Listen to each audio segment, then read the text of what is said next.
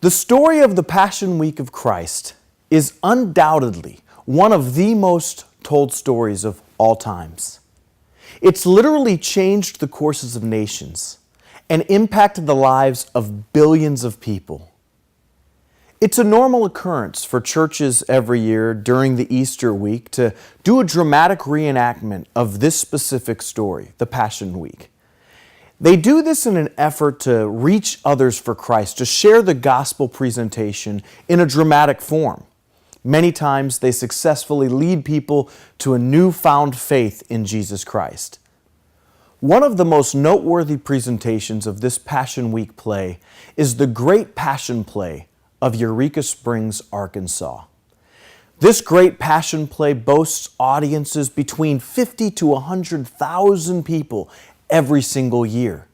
They've given their presentation to upwards of 8 million individuals since its creation in 1968 by Reverend Gerald L.K. Smith. The 41-seat amphitheater is located in the hollow between Magnetic Mountain and Mount Oberammergau in the rolling hills of the Ozark Mountains of Arkansas.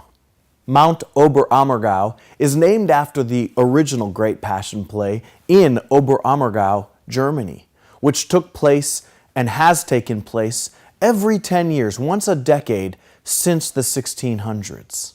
The Great Passion Play has had a remarkable impact on the United States, and this is demonstrated by the enormous amount of people, the tens of thousands of people that come through the play every year. The potential negative impact, though, might not be noticed until you dig a little bit deeper into some of the depictions that they have towards the Jewish people. Though the current regime may not feel this way, it's clear that the original creators of this drama, this Passion Play story in Eureka Springs, had a strong disdain towards the Jewish people. And they wish to seed that same disdain towards the Jewish people into those that frequent this play. The founder of this play, Reverend Gerald L.K. Smith, strongly hated the Jewish people. To briefly speak to the worldview of influential Reverend Smith, he once attempted to create a third political party, one named the Christian Nationalist Party. He was boasted at one point as being one of the most influential people in all of the United States, right behind Franklin Delano Roosevelt and Huey Long. This Christian Nationalist Party's platform advocated the deportation of blacks and Zionist Jews.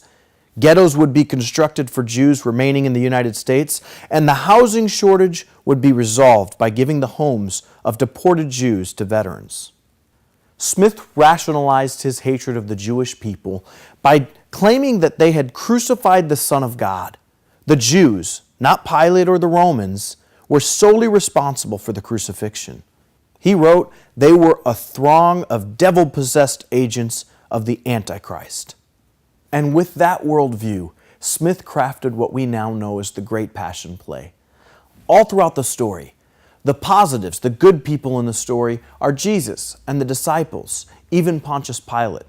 These are non-Jewish, compassionate individuals, according to Smith's depiction. And the villains throughout the story are all Jews, portrayed as angry bounty hunters. The characters portrayed as Jews were all satanical, bloodthirsty villains, like Herod and Caiaphas and the mob crying for his death. Or they were scheming, greedy, money-grubbing people like Judas. All responsible involvement from the Romans, or even Christ's own decision to lay his life down freely, is relinquished to the more important call of inciting a riot against the evil Jews, this deicide, because they killed Christ. As in the version of Oberammergau, the Great Passion Play was intensely slanted to portray untrue characterizations about the Jewish people. It indelibly scars the Jewish image and ensures that the charge of deicide follows Jews into future generations. Portrayals of the Passion, which have thousands upon thousands of viewers each and every year, truly play a role in planting the seed of hatred towards the Jewish people, which can have an adverse effect in years to come. Even Adolf Hitler himself was an ardent supporter of the Passion Play in Germany. It is vital that the Passion Play be continued in Oberammergau, for never has the menace of Jewry been so convincingly portrayed. If great plays continue to set forth with the goal of inciting a hatred towards the Jewish people and continue to strip the Jewishness from the gospel, then those who partake of that drama are being left with something missing.